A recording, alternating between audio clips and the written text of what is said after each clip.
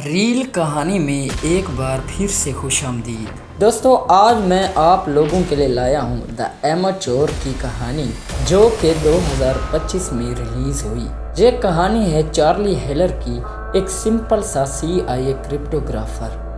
ना गन चलाना आता है, ना फील्ड में काम करना, बस कोड्स, एल्गोरिथम्स और कंप्यूटर्स के बीच एक शांत जिंदगी गुजारता है। और उसकी लाइफ की रोशनी है उसकी वाइफ सारा हेलर। लेकिन एक दिन सब कुछ बदल जाता है। लंदन में एक टेररिस्ट बॉम्बिंग होती है और सारा उस अटैक में मर जाती है।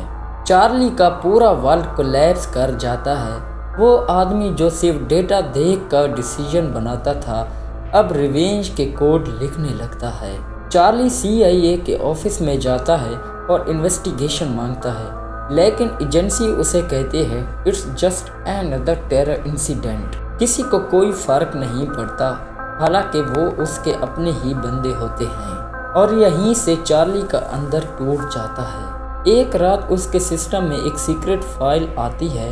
उसमें लिखा होता है कि CIA के अंदर कुछ लोग अपने इल्लीगल मिशन छुपाने के लिए इन बॉम्बिंग को कवर स्टोरी बना रहे हैं। चार्ली समझ जाता है उसकी वाइफ किसी टेरर ब्लास्ट में नहीं, एक सिस्टम की गेम में मर गई है। अब वो डिसाइड करता है अगर सिस्टम उसके साथ नहीं चलेगा तो वो सिस्टम के खिलाफ चलेगा। चार्ली CIA को ब्लैकमेल करता है, या तो मुझे ट्रेनिंग दो या मैं सब एक्सपोज कर दूंगा। एजेंसी मजबूरन उसे भेजती है द फार्म, एक सीक्रेट ट्रेनिंग फैसिलिटी जहां एजेंट्स बनाए जाते हैं। वहां उसका मेंटर होता है रॉबर्ट हेंडरसन से, एक ओल्ड स्कूल फील्ड एजेंट जो कहता है यहाँ कोड नहीं कोरेज चलती है। चार्ली फिजिकली वीक है, लेकिन उसका वेपन है दिमाग। वो सर्वाइलेंस, हैकिंग और साइकोलॉजिकल ट्रैप सीखता है। चार्ली एक महीने में वो सीख लेता है जो नॉर्मल एजेंट साल भर में नहीं सीखते।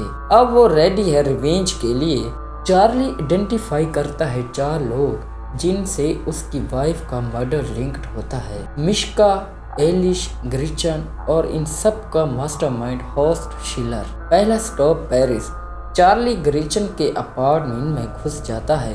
अपनी हैकिंग स्किल से उसके सिक्योरिटी कैमरास डिसेबल करता है और उसको ट्रैप करता है एक हाइपोबैरिक चैम्बर में। लेकिन उस मोमेंट में वो ट्रिगर दबाता नहीं। वो चाहता है जस्टिस, मर्डर नहीं। जब ग्रिचन चार्ली से बचने के लिए पागलों की तरह सड़क पर भागती है तो उसका एक्सीडेंट हो जाता है और मर जाती है। Next stop Madrid. एक हाई राइज होटल के रूफ टॉप पूल में चार्ली मिश्का से टकराता है।